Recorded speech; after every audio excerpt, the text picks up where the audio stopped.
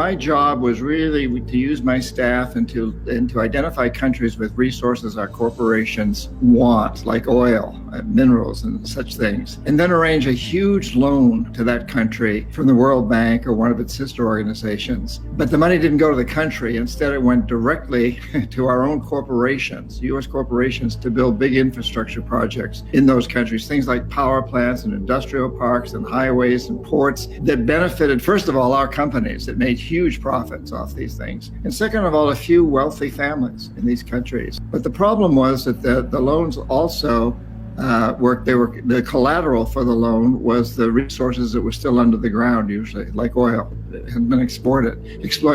And so the idea was that they would take on these loans, and over time, they would allow our corporations to come in and take their resources. In the meantime, they had to pay off interest on the loans. And so most of the people in the country suffered terribly. Money was diverted from education, healthcare, and other social services to pay off the interest. So we'd go back in, usually under the guise of the International Monetary Fund policing organization, and say, okay, so you're not paying off your loan, so you sell your oil real cheap to our corporations without environmental or social regulations. Let the United States build a military base on your soil.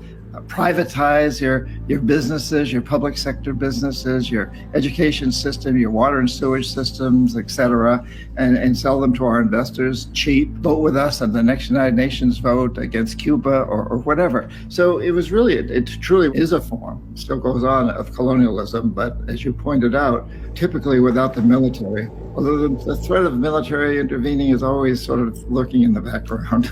So what happens when a country you're going after can't pay its debts? You elaborated on it a little bit, but can you go into a little bit more detail?